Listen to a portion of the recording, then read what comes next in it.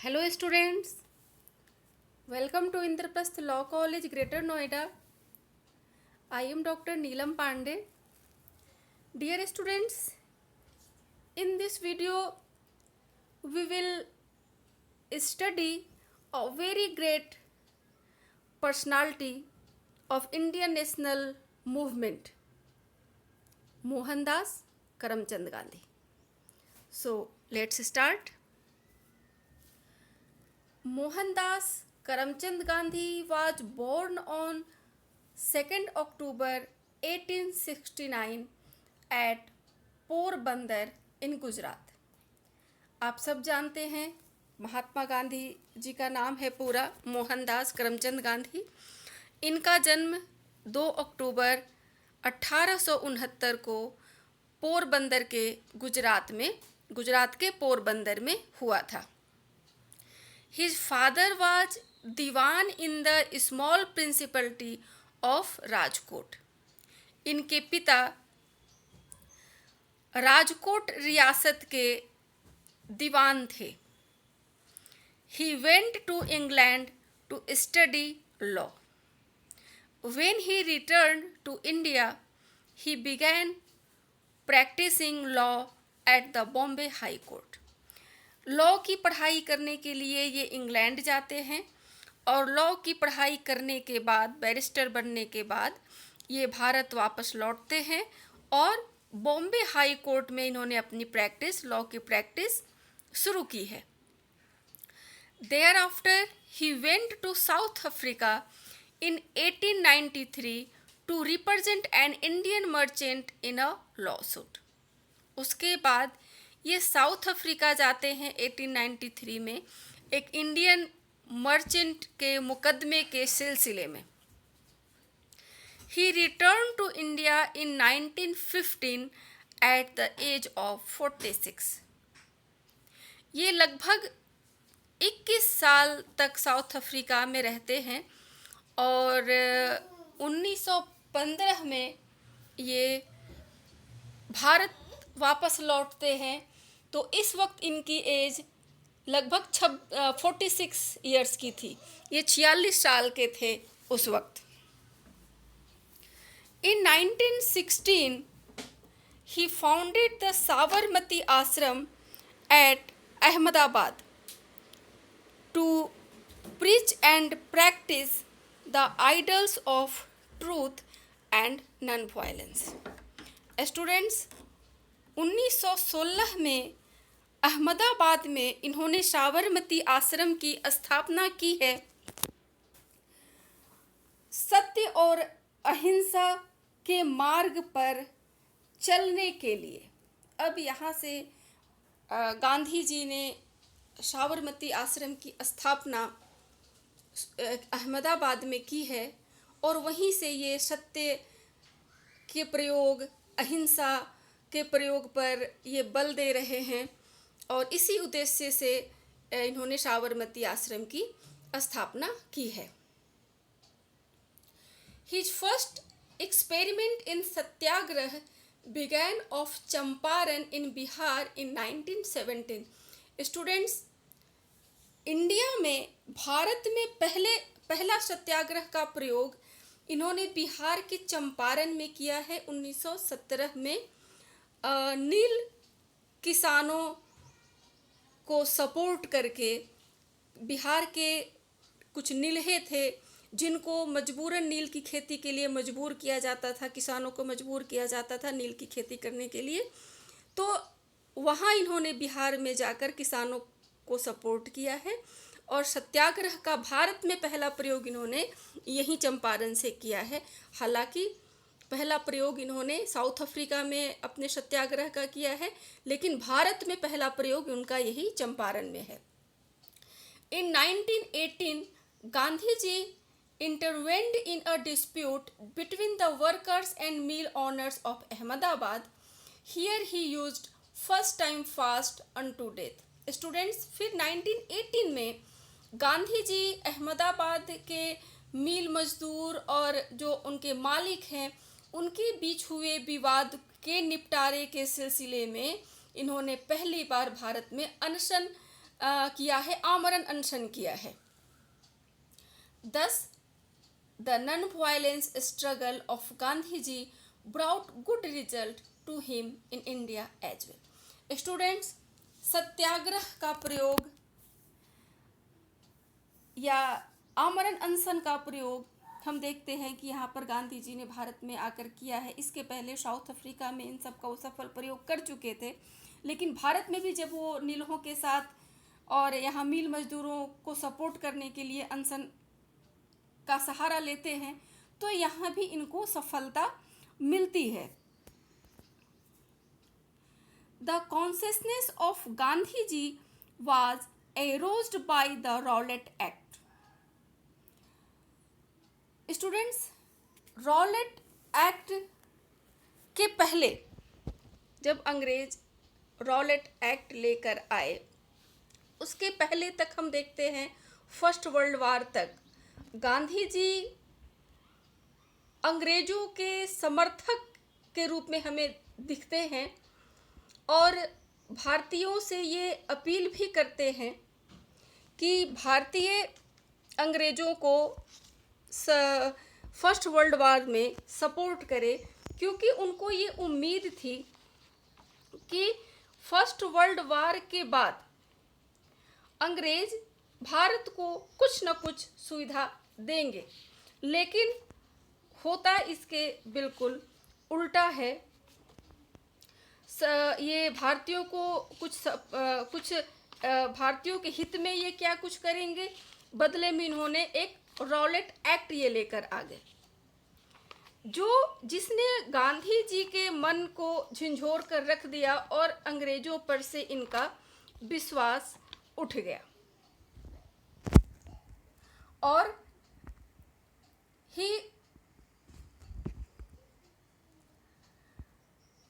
he decided that he would oppose the act, और उन्होंने ये डिसाइड किया कि वो इस रॉलेट एक्ट का विरोध करेंगे।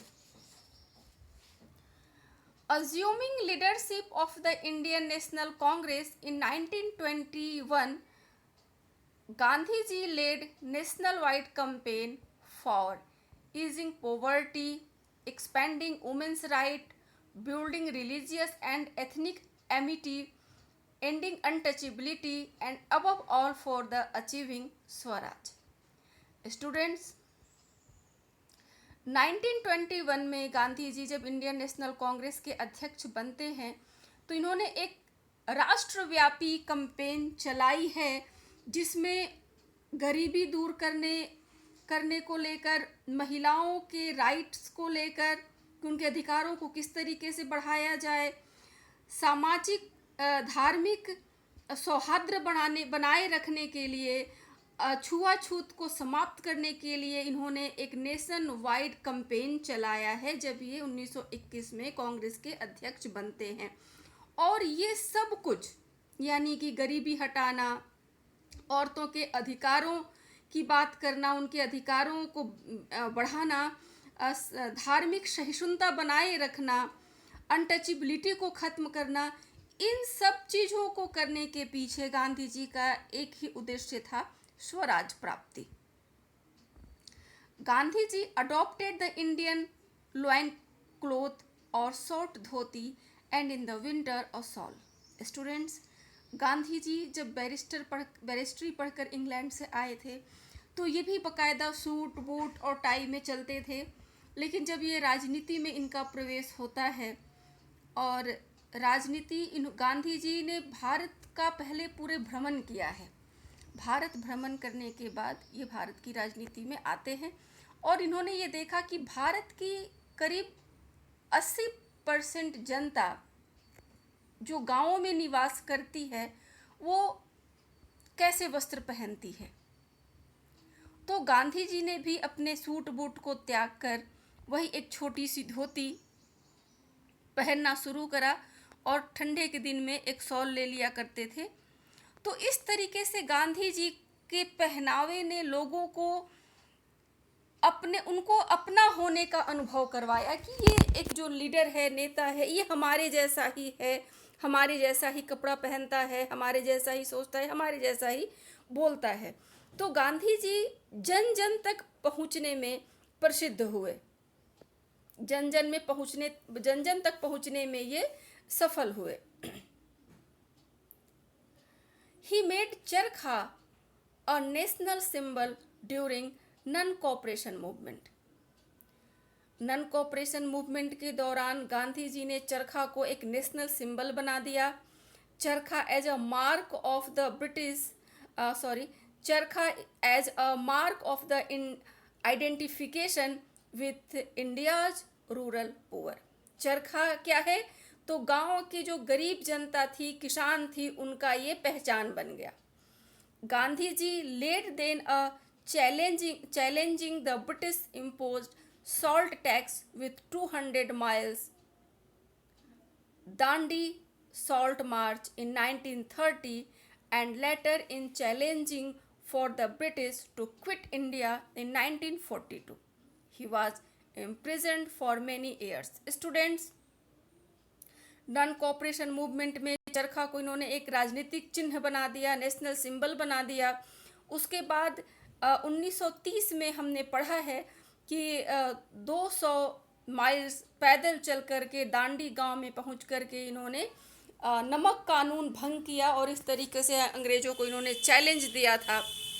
उसके बाद 1942 में भारत छोड़ो आंदोलन की इन्होंने शुरुआत की।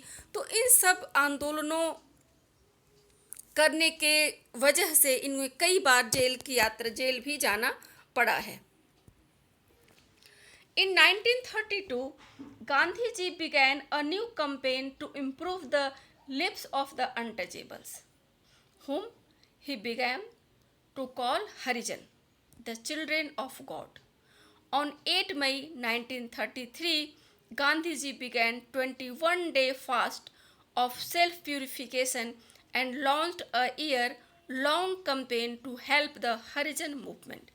स्टूडेंट्स, 1932 में गांधी जी ने एक नया कैंपेन शुरू किया अनटचेबल्स के लाइफ को इम्प्रूव करने के लिए, जिनके साथ छुआछूत की भेदभाव होती थी, जो समाज के निचले तबके के लोग थे, उनके लिविंग ऑफ स्टैंडर्ड को ऊंचा करने के लिए या समाज में उनको स्थान दिलाने के लिए या उनको मुख्य धारा से जोड़ने के लिए हम कहें तो गांधी जी ने एक कैंपेन चालू की थी और गांधी जी ने उन लोगों को हरिजन नाम दिया।